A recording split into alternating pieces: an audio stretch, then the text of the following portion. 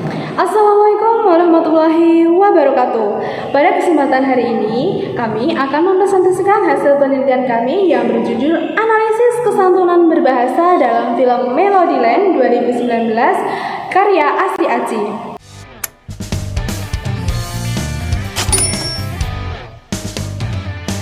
Karya Asri Aci.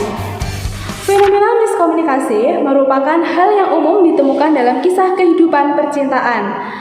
Salah satu aspek penting dalam komunikasi adalah kesantunan berbahasa. Menurut Kyle dan Agustina, kesantunan berbahasa adalah kegiatan komunikasi menggunakan bahasa santun untuk menghasilkan keterikatan sosial antara penutur dan juga lawan tutur. Film ini menjadi salah satu objek karena di sana terdapat tokoh yang nantinya akan menjadi penyampai tuturan untuk pesan apa saja yang terdapat dalam film. Salah satu film yang mengangkat permasalahan komunikasi dalam kehidupan remaja adalah film Melodyland yang dirilis pada tahun 2019 disutradarai oleh Fajar Nugros. Tujuan penelitian kita ada dua, yaitu yang pertama mendeskripsikan bentuk pematuhan maksim kesantunan berbahasa menurut teori George Friedrich dalam dialog film Melodyland karya Asri Aci. Yang kedua, mendeskripsikan bentuk pelanggaran maksim kesantunan berbahasa menurut teori George Friedrich dalam dialog film Dylan karya Asri Aci.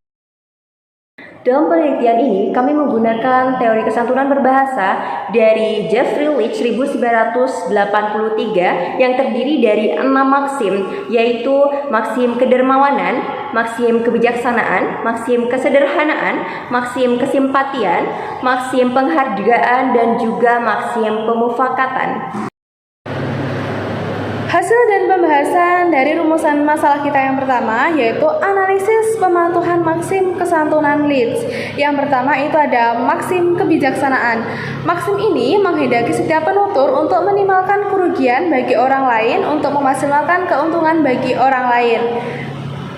Data yang kita temukan, tuturan ini disampaikan oleh Fatur kepada Melody di perpustakaan sekolah setelah Melody selesai melaksanakan piket kelas.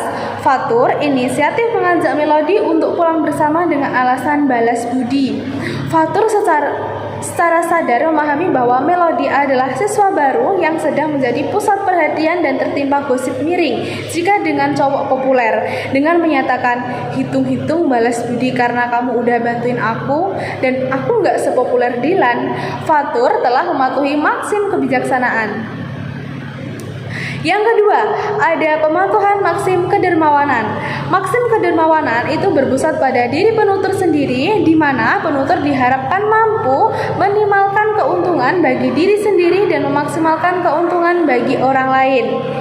Datanya kita temukan, Dylan mengirimkan sebatang coklat beserta secari kertas permohonan maaf kepada Melody melalui temannya karena merasa bersalah atas keributan yang ia timbulkan sebelumnya di sekolah. Tuturan ini mencerminkan pematuhan maksim kedermawanan. Meskipun Dylan memiliki karakter asli yang gengsi, acuh, dan juga dingin, ia meluangkan waktu dan materi demi menunjukkan rasa penyesalannya.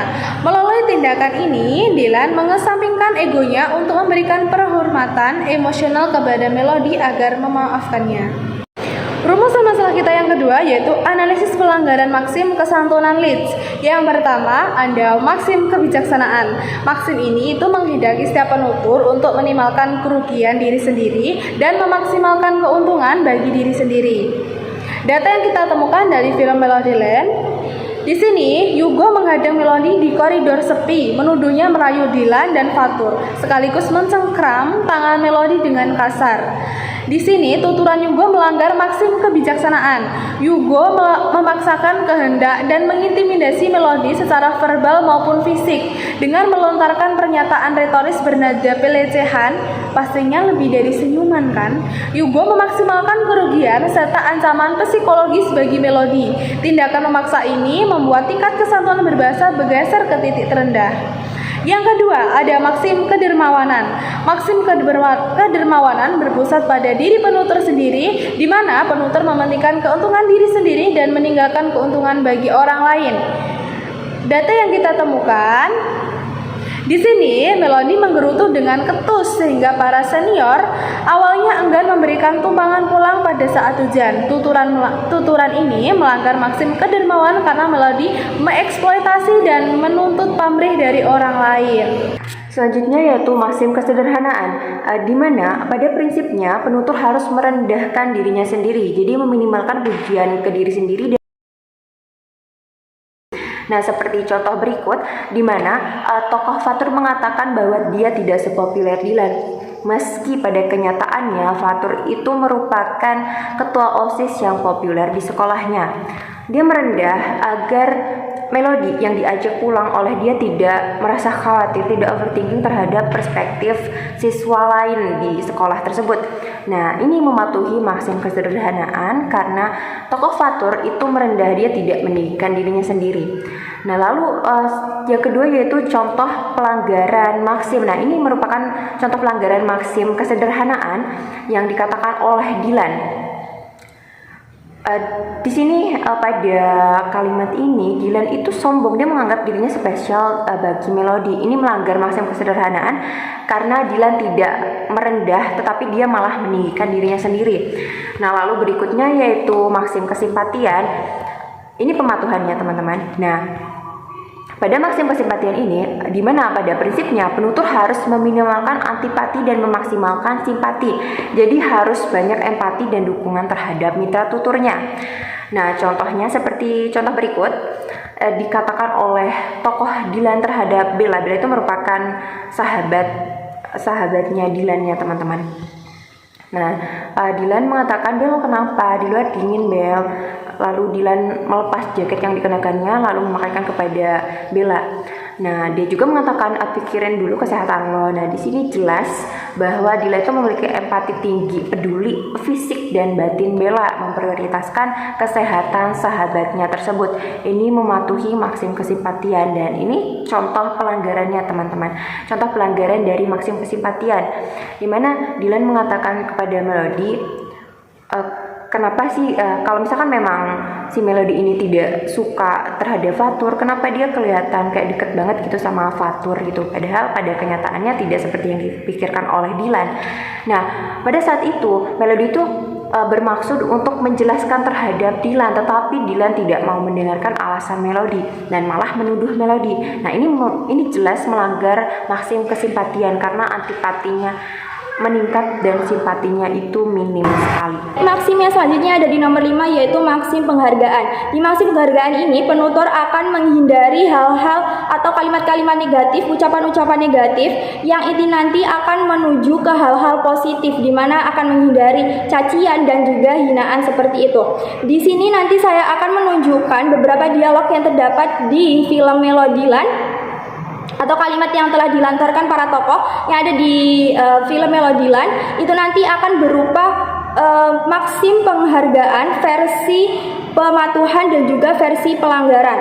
Yang versi pematuhannya itu ada di 5 menit lebih 8 detik, di mana bisa dilihat di dialog di samping bahwasanya si Bella ini sedang menuturkan atau memuji di kelasnya yang kemarin itu sempat bareng atau diajak Dylan pulang bareng.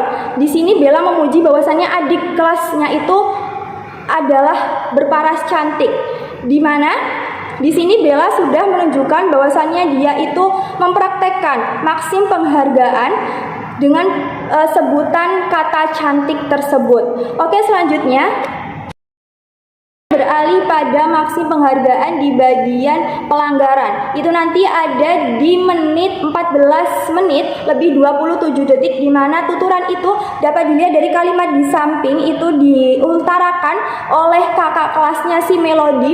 Dia mencaci maki Melody dengan sebutan kata cabe. Kata cabe itu sudah menjelaskan bahwasannya tuturan itu melanggar maksim penghargaan karena itu merupakan cacian dan juga hinaan secara langsung. Nomor 6 yaitu maksim pemufakatan. Maksim pemufakatan ini adalah kehendak antara penutur dan mitra tutur mengenai kecocokan mereka untuk menghindari adanya perselisihan. Di sini saya akan menyebutkan dari mulai pematuhan dan juga pelanggaran maksim.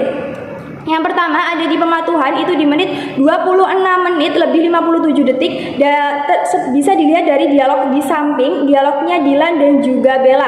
Yang pertama di sini ada di 3 pemufakatan. Yang pemufakatan pertama itu di mana Bella mau pulang kalau Dilan mau memberikan tumpangan kepada Melody untuk diantar pulang. Yang kedua di mana Dilan mau mengantar Melody pulang jika Bella mau berpindah tempat duduk. Jadi awalnya itu Bella ada di belakang menemani Melody, dia akan mau ke depan biar si Melody ini bisa diantar pulang juga oleh Dilan.